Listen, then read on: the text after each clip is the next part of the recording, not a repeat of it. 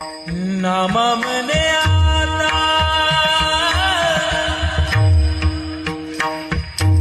लोपला दिन करे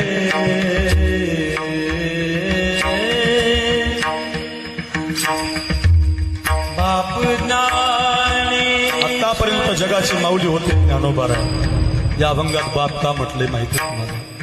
कारण सगळे ग्रंथ देऊन गेले होते ज्ञानोबाराय। सगळ्या जगाचा उद्धार करून गेले होते ज्ञानोबाराय।